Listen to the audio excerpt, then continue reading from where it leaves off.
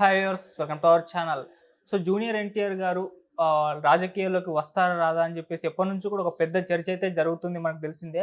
అయితే ఇప్పుడు రీసెంట్‌గా ఒక ఇంటర్వ్యూలో ఆయన రాజకీయ ఎంట్రీ పైన, పొలిటికల్ ఎంట్రీ పైన రియాక్ట్ అయినట్టుగా వార్తలైతే వినిపిస్తున్నాయి. మరి ఆయన వచ్చేటట్టుగా కనిపిస్తున్నారా? రావట్లేదా? ఆయన ఏ విధంగా రియాక్ట్ అయ్యారు? ఇప్పుడు ఇదే అంశం మీద డిస్కస్ చేయడానికి ప్రెజెంట్ మనతో పాటు జర్నలిస్ట్ చరణ్ పర్వి గారు ఉన్నారు. వారితో ఒకసారి మాట్లాడదాం. హాయ్ అన్న.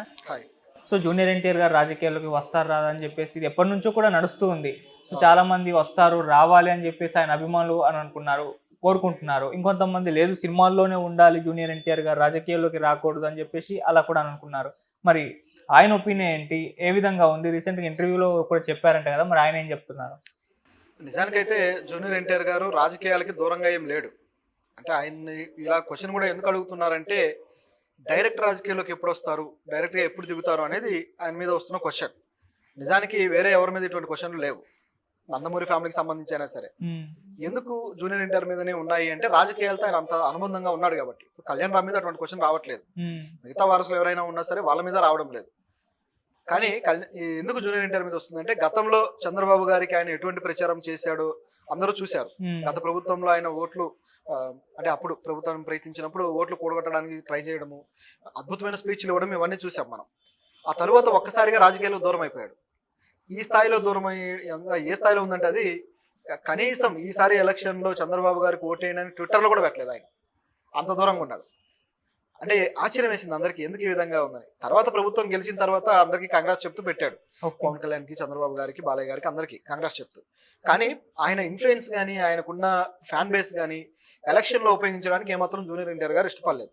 అలాగని ఆయన ప్రతిపక్షానికి అనుకూలంగా ఉన్నాడని కాదు, అసలు ప్రత్యక్ష రాజకీయాల వైపు నేను కన్నెత్తి కూడా చూడకూడదు అనే ఉద్దేశంలో ఉన్నాడు ఆయన. ఎందుకు ఈ విధంగా ఉన్నాడు? మరి ఇప్పుడు ఏం మాట్లాడారని చూస్తే, ఇప్పుడు కూడా ఒక మీడియా పర్సన్ అడిగిన ప్రశ్నకి ఆ ఇంటర్వ్యూలో ఆయన ఇటువంటి సమాధానమే చెప్పాడు. నేను ఆల్రెడీ రాజకీయాలు అనేవి ప్రస్తుతానికి నాకు దూరం. నేను సినిమా ఇండస్ట్రీకి 17 ఏళ్ల వయసులోనే హీరోగా వచ్చాను.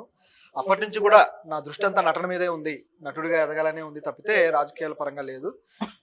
ఇప్పుడు నేను ఓట్లు ఇవన్నీ పక్కన పెడితే నా కోసం టికెట్లు తెగుతున్నాయి, ఇది నేను బాగా ఎంజాయ్ చేస్తున్నాను. సో ఇంకా నా భవిష్యత్ ప్రయాణం కూడా దీని మీదే అన్నట్లుగా ఆయన వ్యాఖ్యలు చేశారు. అంటే నటుడిగానే నేను కొనసాగుతాను, రాజకీయాల జోలికి అయితే వెళ్ళను అన్నట్టుగా ఆయన మాట్లాడాడు.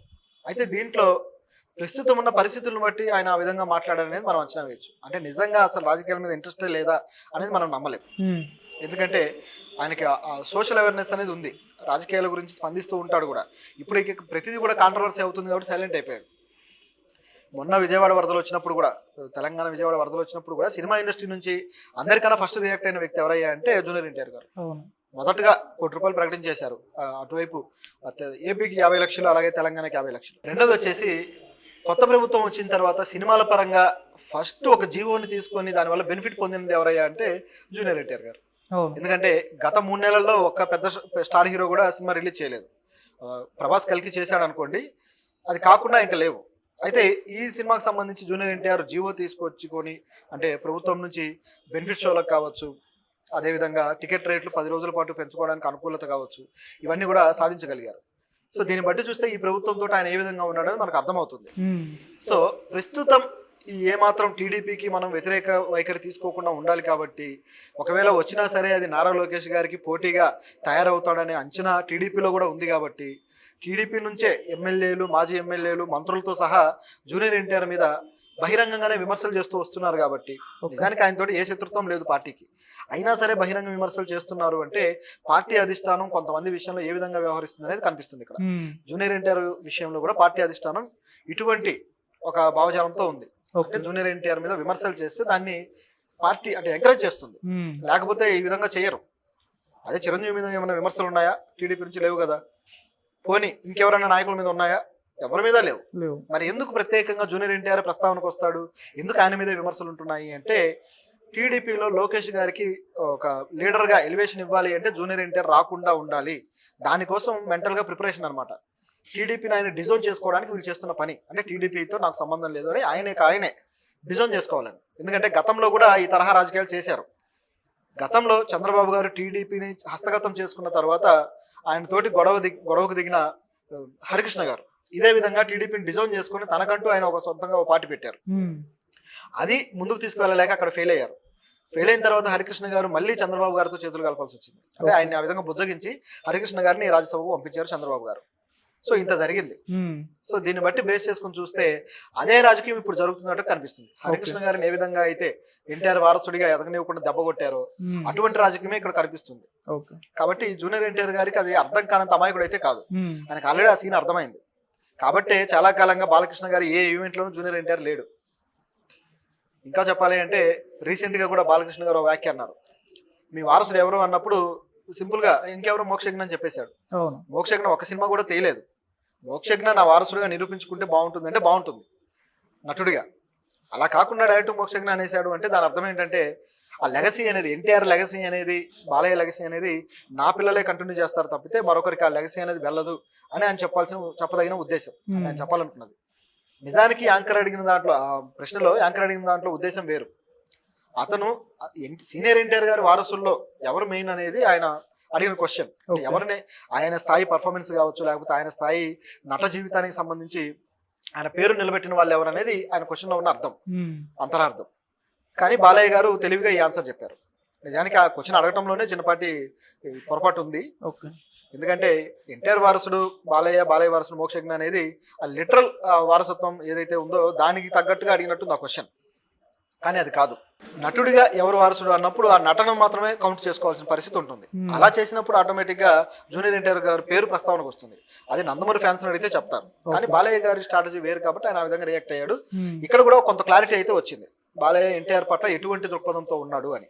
సో ఇవన్నీ కూడా జూనియర్ ఎన్టీఆర్కి తెలుసు కాబట్టి ఇప్పటికిప్పుడు తాను రాజకీయాల పట్ల దృష్టి పెట్టి ఏదైనా అడుగు పెట్టినా తన పట్ల, తన సినిమాల పట్ల, తన కెరీర్ పట్ల దెబ్బ కొట్టడానికి వీళ్ళు ఏమాత్రం వెనుకాడరని కూడా ఆయనకు తెలుసు కాబట్టి కాస్త ఆలోచిస్తున్నాడు. రెండోది, తాను కూడా కెరీర్లో ఇప్పుడిప్పుడే పై స్థాయికి వెళ్తున్నాడు.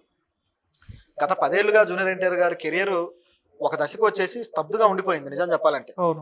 ఆయన ఎప్పుడో పీక్ చూసేశాడు, సింహాద్రి టైమే పీక్స్ చూసేశాడు. అంత పెద్ద స్టార్గా ఎదిగిన తర్వాత ఆ టైంలో ప్రభాస్లు కానీ లేకపోతే పెద్ద పెద్ద స్టార్లు కూడా ఈ స్థాయి పర్ఫార్మెన్స్ ఇచ్చి నిలబడ్డ వాళ్ళు లేరు. మహేష్ బాబు గారు కానీ చాలా మంది, అల్లు అర్జున్ గారు కానీ ఎవరు కూడా. అటువంటి టైంలోనే జూనియర్ ఎన్టీఆర్ అంత గొప్ప ఇమేజ్ చూశాక ఆ తర్వాత కొంతకాలానికి స్తబ్దుగా అయిపోయాడు. ఒక ఇమేజ్ వచ్చేసింది, అక్కడే ఉండిపోయాడు. ఇక ఎదుగుదల అనేది లేదు నిజం చెప్పాలంటే. ఈ మధ్య కాలంలో ఒక్కసారిగా ఆయన పాన్ ఇండియా రేంజ్ కావచ్చు, గ్లోబల్ స్టార్ ఇమేజ్ కావచ్చు, ఇవన్నీ కూడా ఆయన్ని బాగా ఎక్స్ప్లోర్ చేశాయి. ఇంకా చెప్పాలంటే ఇతర రాష్ట్రాల నుంచి ఎన్టీఆర్ గారి నటనను ఇష్టపడే వాళ్ళు పెరిగారు. మామూలుగా ఆ ఫ్యానిజంలో లేకపోతే ఆ వ్యక్తి యొక్క ఏదో ఒక స్పెషాలిటీని ఇష్టపడడం వేరు. ప్రభాస్ ఉన్నాడు, ఆయన కటౌట్నే ఇష్టపడతారు. మిగతా వాళ్ళలో ఒక డాన్స్ను, ఒక ఏదో ఒక కోణం ఉంటుంది. కానీ జూనియర్ ఎన్టీఆర్ గారిని ప్యూర్గా నటుడిగా ఇష్టపడతారు ఇతర రాష్ట్రాల వాళ్ళు. అలా తన ఇమేజ్ని పెంచుకుంటూ ఉన్నాడు. ఇటువంటి తరుణంలో వేరే స్టెప్, రాజకీయాల వైపు ఏదైనా స్టెప్ తీసుకుంటే కెరీర్ కలాస్ అయ్యే ప్రమాదం ఉంది. ఆయన కెరీర్ మీద దృష్టి పెట్టి పెద్ద స్టార్గా, ఇంకా పెద్ద స్టార్గా ఎదగాలనే ఆలోచనలో ఉన్నారు.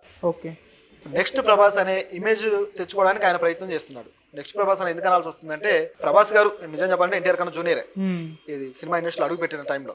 కానీ ఇప్పుడు ప్రభాస్ గారు దేశంలోనే బిగ్గెస్ట్ స్టార్. షారుఖ్ ఖాన్ గారి కన్నా కూడా బిగ్గెస్ట్ స్టార్, దాంట్లో ఎటువంటి సందేహం లేదు. సో అటువంటి ఇమేజ్ తెచ్చుకోవడం కోసం మన తెలుగు నటులు ప్రయత్నిస్తూ ఉన్నారు. వాళ్ళలో అల్లు అర్జున్ గారు, తర్వాత జూనియర్ ఎన్టీఆర్ గారు, రామ్ చరణ్ గారు, వీళ్ళందరూ ఉన్నారు. యశ్ కూడా, కర్ణాటక నుంచి యశ్ కూడా. సో ఇప్పుడు ఈ దేవర సినిమా తోటి కూడా అటువంటి ఇమేజ్ కొంత అందుకోగలిగాడు. ఎందుకంటే సోలో హీరోగా ఈయనకు 6 సంవత్సరాల తర్వాత సినిమా ఇది హిట్ కూడా కొట్టాడు. సో నార్త్ లో కూడా ఇమేజ్ పెరుగుతూ ఉంది.